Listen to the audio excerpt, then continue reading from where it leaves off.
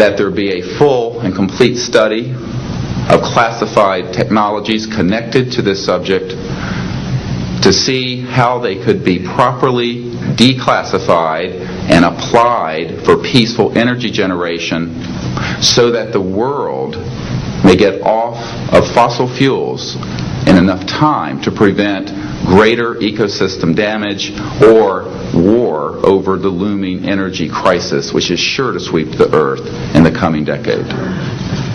This is a matter of the most pressing import. It has been ridiculed, yes. I know many in the media would like to talk about little green men. But in reality, the subject is laughed at because it is so serious. I have had grown men weep who are in the Pentagon, who are members of Congress, and who have said to me, what are we going to do? Here's what we will do. We will see that this matter is properly disclosed, and these courageous witnesses, the first 21 of over 100 that we have already interviewed on videotape, have stepped forward to speak the truth. Now, I expect people to be skeptical, but not irrationally so, because these men and women have come forward and they have their credentials, they can establish who they are, and they have been first-hand witnesses to some of the most important events in the history of the human race. As was pointed out to me by some of the men here, they were charged with handling the nuclear weapons of the United States. Their word was trusted on everything of great importance for the national security. We must trust their word now. As Monsignor Balducci said at the Vatican, in an interview I had with him recently, it is irrational not to accept the testimony of these witnesses. So please be skeptical, but that is not the same as prejudiced and closed-minded. This is a matter of great importance, and I ask the media, the scientific community, and the political community to look seriously at this matter and to do the right thing for humanity and for our children. We have available for the media and for members of Congress a nearly 500-page briefing document with transcripts from dozens of these top-secret witnesses. We have a 4-hour videotape summary. It's not a commercial product, I'll warn you, from this project of the 120 hours that we have in interviews so far. They've been boiled down to 4 hours, and it's available for the Congress to review and for the major media to review. We can establish that this subject is real and has tremendous significance for the human future. I ask on all of you who are listening to contact the members of Congress that represent you and the leaders around the world and other countries and ask them to hold an honest inquiry into this subject, to support a ban on weaponizing space, since we are sharing space with other life forms, and that we move quickly as a people to understanding that this is the end of the childhood of the human race. It is time for us to become mature adults in the cosmic civilizations out there. To do this, we must become a peaceful civilization, and we must look as we go into space with an intent of cooperating with other civilizations, not weaponizing that high frontier.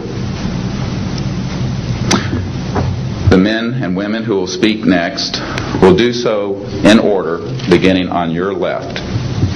They will introduce themselves. I ask for the media to refrain from questions until each witness has spoken briefly about who they are and what they have personally been involved with or witnessed in their government, military, or government-connected careers. At the end, we will have questions. All of you may ask questions for as long as we can stay here, and we will provide you with all the information that you need. So we will begin now with the first of our witnesses, Mr. John Callahan.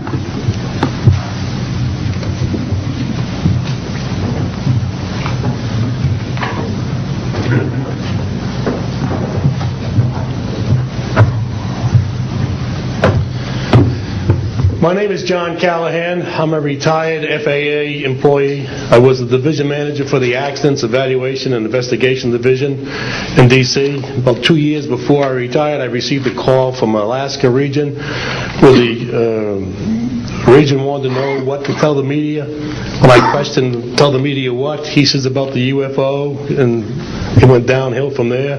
What U.F.O? It turned out I told him what any government employee would do at that time was to tell him it's under investigation. And then I had him send all that data to the FAA's tech center in Atlantic City. The next day, my immediate boss, service director, Javi Safir, and I went to Atlantic City. I had just purchased a new video camera, and I videoed the event.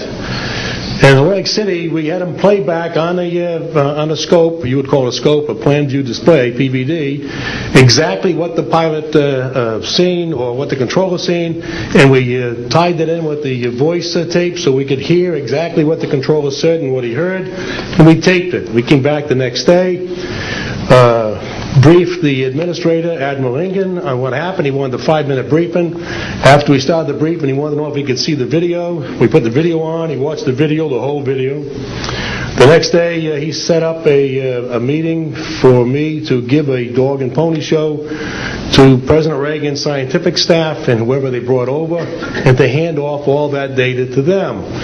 That morning in the FAA round room, it was either 9 or 10 o'clock, 3 men from Reagan's scientific staff, 3 CIA people, 3 FBI people, and I don't remember who the other guys were, along with all the FAA experts that I brought with me that could decide or talk about the hardware and the software, how it worked.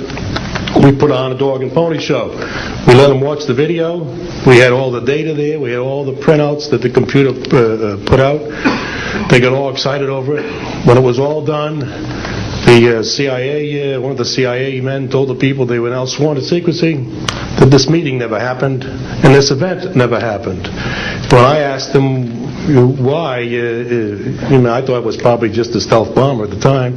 He says, well, this is the first time that we have recorded radar data on a UFO, and these guys are going to get all excited, drooling over all this data. I said, well, you're going to tell the public about it? And he says, no, we don't tell the public about this. It would panic the public. He says, we're going to go back and study this. I said, okay. That was what he was going to do.